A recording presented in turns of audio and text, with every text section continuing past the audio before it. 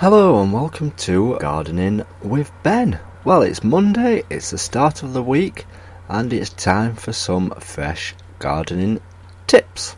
I hope you've all had a good weekend. I'm getting better now, so hopefully we will be back on track with things, and hopefully be back on the allotment the weekend coming, and hopefully I'll be able to get on with some of my tips and advice and get things looking good on the allotment, because I certainly want a good year next year and I want to have a great harvest like I did this year, and hopefully as much fruit as I did, and even more if anything. You can never have enough fruit, and you can certainly freeze a lot of it as well, so you can always store it for later. So in today's podcast, it's going to be a pretty long one, so you may want to listen to it in blocks or listen to it on the way to work and enjoy it, because today we're going to be talking about autumn gardening tips.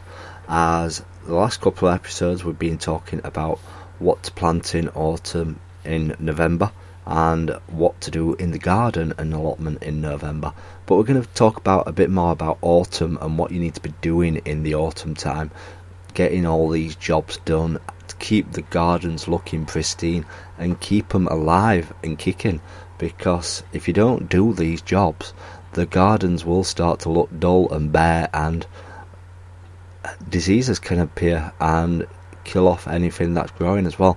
So getting these jobs done will certainly help get the garden looking great and getting it all ready for next year. So sit back, relax, get a notebook, because you're going to need some notes to make sure that you get all these jobs done, but you can always listen back to the episode multiple times and tick them off as you get them done. So around this time of year, I do like to get all the repairs done on the garden and get any jobs done that need doing, and that would include jobs like repairing the fences, because the winter time comes, and if you've not repaired your fences, the strong winds may blow the fences down and damage them and break them. So if you've not repaired them, or you've noticed one swaying, make sure you repair it before the winter, because if the wind comes, it can certainly get hold of it and rip it down, and you really don't want to make it worse than it actually is. Also around this time, I like to get all my paths sorted on my allotment, get them all cleaned down, get any weeds what are growing around them, get any mud off them what I've trugged around throughout the allotment, get them all back to what they should look like and get them clean and tidy, because all these jobs you can do through the winter time because you're not concentrating on doing the garden. And jobs like maintaining your shed, getting it tidy, getting it looking its best again, and giving it that lick of paint, because obviously with the bad weather coming, the rain will come and it'll settle in the shed and it could rot it more, make it mouldy, so giving it that extra layer of protection will stop it from rotting and looking bad over winter. And the same goes for your greenhouse. If you've got any loose panes of glass or anything, make sure you've been out and got them clips and fastened the glass back in, because I see so many pictures over winter of people's greenhouses collapsing, glass blowing out, if you've got perspex, pieces of perspex blowing over the allotment and everything. So make sure you go out and get those clips and make sure the glass and plastic are fitted properly. Again, for polytunnels, if you've got any rips or tears in your polytunnel, make sure that you've taped them up with the special polytunnel tape what you can get, what will hold it back together, because if the wind gets in the polytunnel, it will become like a balloon and it will just blow up and it will rip it to shreds. And the same goes for these polytunnels that you see. They're a lot cheaper than the standard polytunnel which I've got, which is the polythene ones. They're those like green mesh ones what you can get for about £60 to £100, and they are very flimsy. Trust me, if you think you've spent a lot of money on one of those polytunnels, you really do need to secure it down. You need to make sure that you've got it pegged down, you've got bricks on it, you've got weights on it, anything to hold it down. Even if you don't use your polytunnel in the winter, take the cover off it. Trust me, because the supports inside them polytunnels are so much weaker than the main proper polytunnels, which you can buy for like £500 with the proper metal poles in them, with a thick tubular poles in them. And I must see about 100 or even more of these polytunnels what have been damaged in the winter, because the strong winter winds will come and they will just flatten them straight down.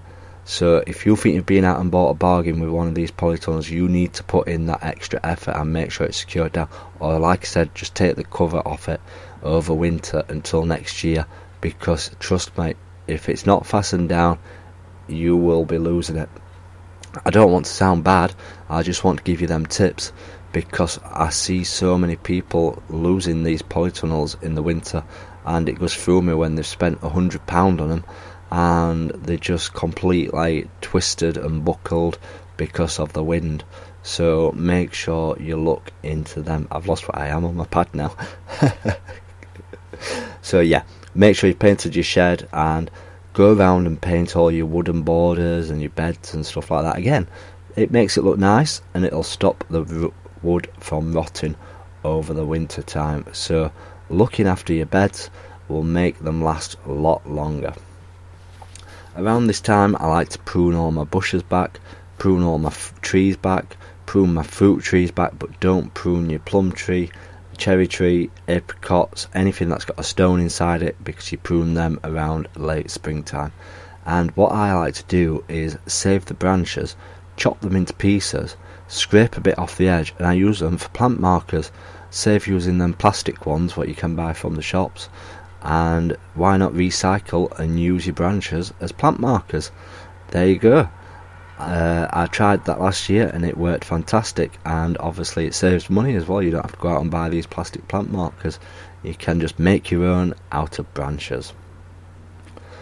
Around this time you need to be looking at sorting your greenhouse out. I've already gone through about sorting the clips out for the windows and stuff, but strip them down, clean them, disinfect them, get the jet hoses in them, wash them down completely, because there will be diseases lurking around, there'll be insects lurking around, pests hiding away.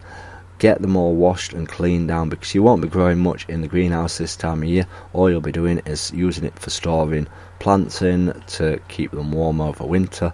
So get them all cleaned down and get them ready for next year, because if there's any tomato diseases around, they'll linger around and come back next year and get your plants. So make sure they're all washed out. The same goes for plant pots. Wash all your plant pots, get them all clean. If nobody's in, sneak them in the dishwasher. I don't know if the dishwasher's safe, to be honest, but yeah, anyway, that's made easier to clean those plant pots. Get them all washed and get them all cleaned, because again, if there's any diseases around on them, they'll come back next year. Cut back your perennials, get them all tidied up, cut them back to about 5 centimetres, get them all tidy, looking good, ready for growing next year.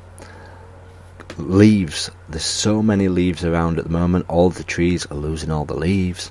That is gold to us gardeners. Leaves are gold. Why, you say? They make fantastic compost and mulch. Build a composting bin. You can use pallets, you can use chicken wire, anything you can find for free. On Facebook you'll find loads of pallets around everywhere. People want to get rid of pallets because they have to pay to get rid of them. So go around an industrial estate, go looking for pallets, and build yourself a frame to build a composting bin. Chuck all them leaves in it, spray it with water, and cover it up, and just let the worms do their trick. And come 2 years' time, those leaves will be ready to use for compost and mulch in the garden, adding the nutrients back into the ground. Some leaves break down faster than the others, but some take a little bit longer. Around 2 years it should be ready and perfect compost for the garden. Trust me, get collecting them leaves. Gardeners absolutely love them. or if you've got somebody's garden near you, go and clear all the leaves up and take them away. They'll certainly love you for that. You can also clear out your old compost bins now, get them all emptied, get all that compost spread over your beds, dig it in, ready for next year, and then start a new composting bin this year, ready for next year. Ponds. Now, if you've got a pond in the garden or in the allotment, make sure you put a net over it again, because of those leaves coming down from the trees. They'll all go into the pond, so you don't want all the leaves landing in the pond and clogging the filters up and creating diseases in the water. So make sure you net them up and keep them leaves out of the pond. Now, a lot of people will be packing all the tools away ready for winter, like the lawn mowers, the hedge trimmers, secateurs, stuff like that. Clean them all up, get any muck off them, any dirt off them. Clean underneath the lawn mowers. Make sure you be careful, don't let kids do it, and make sure they're not plugged in for definite or turned on with the petrol. Clean them all out, get them stored away, because if you leave any dirt and stuff inside them, they'll obviously rust them and make them worse. So you don't want to do stuff like that. You want to look after your tools and make them last for years to come, because they're expensive tools. They certainly are. I certainly know that for myself. A good time of year around now is winter time, is to start feeding the birds. Feeding the birds will help eat all the insects and stuff on your gardens and allotments. Encourage the birds to come to your gardens. It's winter, obviously the ground will be harder. They'll be struggling to get the worms out of the ground, so it's a good time to start feeding them. Obviously there's berries around and stuff like that, but the berries won't last forever. They will find it harder through this time of year. So start looking after the birds. They're nice to see in the garden as well. Try and see what varieties of birds you can get. Obviously different bird feeds get different birds to the garden. So yeah, encourage the birds. A good time around now is to start obviously planting your fruit trees and your fruit bushes. I talked about that in my previous podcast, about what fruit trees to plant and what fruit bushes to get great harvests. So if you've not listened to that, listen to the episode where I talk about what to plant in November, and that will give you some great ideas and tips. If you've got any tender plants growing in the garden, like your geraniums obviously, and fuchsias, things like that, put them under cover, protect them, put them in the greenhouse, put them in the polytunnel. Just fetch them in out of the cold, because if you don't do that thinking that, oh, they'll be okay, they'll be alright, they'll last another year, just fetch them in, play safe. You won't have to water them that much when they're in the greenhouse or polytunnel over the winter. Just give them a little drink every so often, make sure they don't die, and they will be more protected in there than being outside. If you've got any old vegetable beds, make sure they're all dug, cleared away, clear all the old foliage away, put that in your new composting bins what you've built, and if you clear them all away, it'll stop any diseases lingering around and any pests and anything that's hiding around them. Shove it all in your compost heap and forget about it until it's all rotted down. If you've got any canes or plant supports in the garden, take them in, put them in your shed, put them in your greenhouse. Leaving them out in the snow, in the bad weather, will only encourage them to rot and disease, and then they'll just snap and you'll have to end up buying some more. And canes are certainly expensive to buy.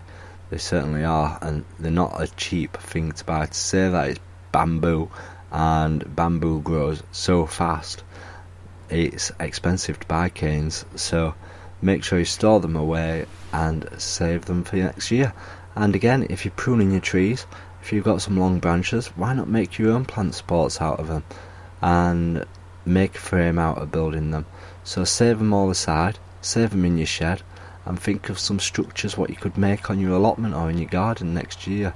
I certainly see some good people making some runner beam frames out of branches and stuff like that, and they do look fantastic. because they are homemade and they're more rustic and effective.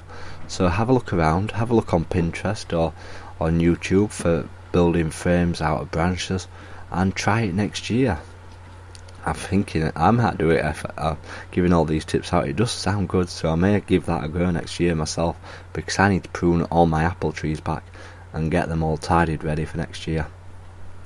One last thing is, if you've got any nest boxes for birds in your garden or bird feeders, get them all washed and cleaned, ready for next year, ready for the birds, and obviously clean the bird feeders out and fill them up, ready for this year, and start encouraging them birds to your garden.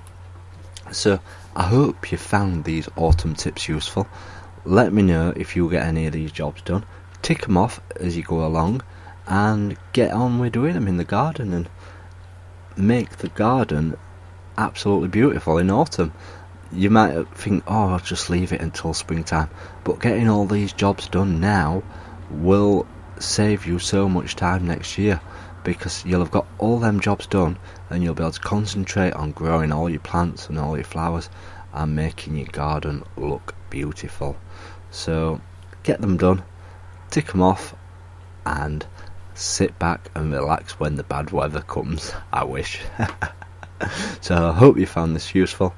As always, remember, if you are a new listener, do click that subscribe button to stay up to date with all our podcasts. Until next time, remember, keep smiling, keep gardening, and keep listening to Gardening with Ben.